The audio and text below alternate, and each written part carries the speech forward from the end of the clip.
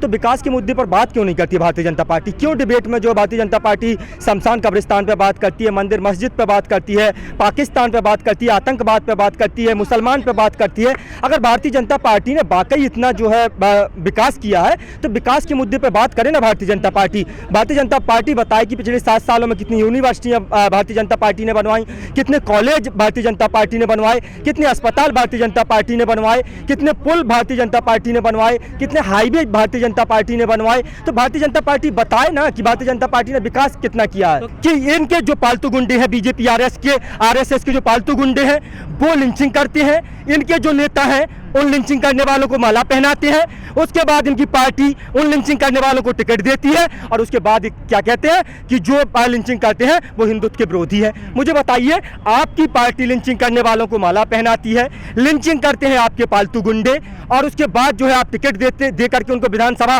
और जो राज्यसभा और मतलब सदन में भेजते हैं और आप कहते हैं कि जो लिंचिंग कर रहे हैं वो हिंदुत्व के विरोधी है। तो ये दोहरा आप देखिए, मोहन भागवत का बयान, मैं बहुत अच्छी बात कही, मोहन भागवत का बयान उस बूढ़े शेर की तरह है जो बकरियों को सोने के कंगन देने का लालच दे करके उनको बुलाता है और उसके बाद बकरियों का शिकार करता है। ये मोहन भागवत का बयान है। एक तरफ जहां जो है सरसंचालक मोहन भागवत ये बयान दे रहे थे कि जो मुसलमानों को देश से निकालने की बात करते हैं वो हिंदू नहीं हो सकते हैं, कह रहे थे लिंचिंग करने वाले जो है हिंदुत्व के विरोधी है, हिंदुत्व वाले नहीं हो सकते। भाई दूसरी तरफ आपको मैं बता दूं, दूसरी तरफ हरियाणा के मेवात के अंदर पटौदी गांव है, पटौदी गांव के अंदर सूरजपाल अमू जो करणी सेना के राष्ट्रीय अध्यक्ष है और भारतीय जनता पार्टी ने हाल ही में उन्हें अपना जो प्रवक्ता बनाया है, सूरजपाल अमू वहां पर जो है जहरीले बयान दे रहे थे और उन्होंने राम भक्त गोपाल जिसने जामिया में गोली चलाई थी उस राम भक्त गोपाल को बुलाया और वही राम भक्त गोपाल था जो कह रहा था जब मुल्ले काटे जाएंगे तब राम राम चिल्लाएंगे, और वहां पर भड़काऊ बयान लगातार सूरजपाल अमू दे रहा था। और दूसरी तरफ ये कह रहे थे कि जो मुसलमानों को देश से निकालने की बात करते हैं वो हिंदू नहीं हो सकते हैं, और हिंदुस्तान में रहने वाले अगर सभी हिंदू हैं तो मुझे बताइए धर्म परिवर्तन वाला ये मसला क्या है? अगर जब सब हिंदू है मोहन भागवत के अनुसार तो ये धर्म परिवर्तन कहां से आ जाता है? फिर बाबरी का जो है ढांचा क्यों तोड़ा जाता है? अगर भारत में रहने वाले सभी हिंदू हैं मोहन भागवत के मुताबिक तो भाई सब रहना चाहिए, फिर सभी हिंदू हैं।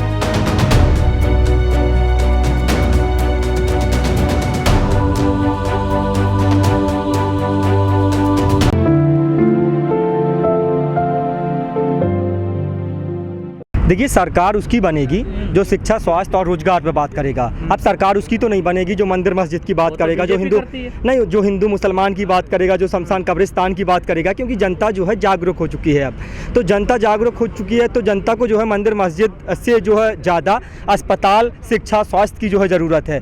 तो सरकार उसकी बनेगी जो मंदिर मस्जिद से इतर होकर के शिक्षा की बात करेगी। क्या इन मुद्दों पे बात नहीं करनी चाहिए पार्टी को? नहीं तो भारतीय जनता पार्टी इन मुद्दों पे बात करे ना भाई, शिक्षा पे बात करिए, आप स्वास्थ्य पे बात करिए, आप नहीं मंदिर एक देखिए, मैं बता दूं कि ना मस्जिद की बात हो ना शिवालयों की बात हो, पिरजा बेरोजगार है, पहले निवालों की बात हो। कहा कि भूखे भजन ना होए गोपाला और जे रखी है आपकी कंठी माला। अगर आपके पेट में भूख लगी होगी तो आपको कुछ भी सुझाव ही नहीं देगा। सबसे पहले जो है पेट में भूख लगी होगी तो सबसे पहले पेट की भूख मिटनी चाहिए, क्योंकि पेट भरने के बाद ही जो है सारी चीजें जो है सूझती हैं, चाहे वो राष्ट्रवाद हो, चाहे वो देशभक्ति हो, फिर चाहे वो मतलब इबादत हो, चाहे वो पूजा पाठ हो। अगर आपकी पेट की भूख नहीं जब तक मिटेगी तब तक आपको कुछ भी नहीं सुझाई, बिल्कुल नहीं चलेंगे। देखिए, इन मुद्दों की जो है हवा निकल चुकी है और जो कांट की हांडी है, हमारे गांव में एक कहावत है कि कांट की हांडी जो है वो बार बार नहीं चढ़ाई जा सकती है। एक बार जो है गर्म की हुई चाय अगर दोबारा आप पिएंगे तो वो जहर बन जाएगी। तो ये जो दोबारा जो चाय अब गर्म होने वाली नहीं है। पश्चिम बंगाल में आपने देखा, मैं लगातार यही कह रहा हूँ कि जितनी बची है अकड़ उससे भी तोड़ेंगे, कतरा कतरा तेरी अकड़ निचोड़ेंगे। और अब जो है दलित, मुसलमान और किसान, जवान, नौजवान, मजदूर सब एक राह पर आया है। अब बंगाल तो हराया है, दिल्ली और जो है 5 राज्यों में चुनाव सब हरा कर छोड़ेंगे। योगी के काम से खुश नहीं है आप? देखिए, योगी के जो काम की अगर हम बात करें तो योगी ने सिर्फ नाम बदलने के अलावा काम कितना किया है सबको दिखाई दे रहा है। आपने सिर्फ नाम बदले हैं, अगर नाम बदलने से काम हो जाता है तो मैं तो कहता हूं बनारस का नाम क्यों तो रख दीजिए, बनारस कम से कम विकास तो हो जाएगा। तो बनारस का नाम बदलने से या इलाहाबाद को प्रयागराज करने से या अयोध्या को फैजाबाद को अयोध्या करने से, मुगल सराय को दीनदयाल करने से विकास नहीं होता है। विकास के लिए जमीनी स्तर पर काम करना होता है। अगर जनता की डिमांड वही कर रही है सरकार, नहीं देखिए जनता जो चाहती है, मुझे पता है, जो मैं बता दूं, कहा कि सख्ती थोड़ी लाजिम है लेकिन पत्थर होना ठीक नहीं, हिंदू मुस्लिम तक तो ठीक है, लेकिन कट्टर होना ठीक नहीं। कट्टरता हमेशा विनाशकारी रही है, और जो कट्टरता का जो धर्मवाद का जो है जातिवाद का जो नशा चढ़ाया जाता ना, वो कहीं ना कहीं हानिकारक है। और अभी धीरे दोनों तरफ है ना। देखिए, मैं वही कह रहा हूँ, कट्टरता किसी भी सूरत में बर्दाश्त नहीं की जानी चाहिए, चाहे वो जिस तरफ हो। मैं किसी एक कम्युनिटी की बात नहीं कर रहा हूँ, मैं कह रहा हूँ कि मुझको जिस तरह से मैंने कहा कि हिंदू मुस्लिम तक तो ठीक है, लेकिन कट्टर होना ठीक नहीं। मैंने किसी एक कम्युनिटी को टारगेट नहीं किया, एक मजहब को टारगेट नहीं किया। कट्टरता किसी भी सूरत में बर्दाश्त नहीं की जानी चाहिए, वो चाहे किसी भी समाज, किसी भी जाति, क्योंकि मैंने कहा कि किसी भी देश, किसी भी धर्म, किसी भी जाति, किसी भी नस्ल, किसी भी मजहब में पैदा होना मात्र एक संयोग है। इसलिए बात पर 4 साल में कोई काम अच्छा नहीं लगा योगी का। 4.5 साल में भाई किया तो है, यही तो काम है भाई। चुन चुन का टारगेट जो है करके आपने दलितों का एनकाउंटर करवाया। आपने जो है देखा होगा कि किस तरह से आपने एक द्वेष भावना के तहत जो है लोगों की प्रॉपर्टी को जो है नुकसान पहुंचाया। आप मुझे बताइए, भारतीय जनता पार्टी में जो शामिल है उसके ऊपर आपने कोई एक्शन नहीं लिया, लेकिन अगर कोई अतीक अंसारी है, कोई मुख्तार अंसारी है, कोई दूसरा है, उसकी आपने जो है संपत्ति को जमींदोज कर दिया। मेरा कोई उनसे प्यार नहीं है, मैं कहता हूँ कि बाहुबली, मैं कहता हूँ कि कोई भी हो, क्रिमिनल की कोई जाति, कोई भी धर्म, कोई भी मजहब नहीं होता, अपराधी सिर्फ अपराधी होता है। लेकिन अगर आप उसमें भी अपराधी में जो है तलाश लेंगे, आपने देखा होगा इस देश में अगर अपनी जाति और मजहब को देख लिया जाता, उसके बाद आपने देखा होगा कि अगर बच्चियों के साथ बलात्कार होते हैं तो देख लिया जाता कि अगर हमारी जाति का है तो कैंसिल कर दिया जाता है, उसके समर्थन में जो है रैलियां निकाली जाती हैं, तिरंगा यात्राएं निकाली जाती हैं। जब तक जाति मजहब देख करके ये काम होता रहेगा, तब तक ये देश कभी भी तरक्की नहीं कर सकता। यूपी में क्या समीकरण बनेगा 2022 में? देखिए, यूपी में क्या समीकरण बनेगा मैं यही बताऊंगा। जो सांप्रदायिकता की जो बात करेगा वो तो आने वाला है नहीं।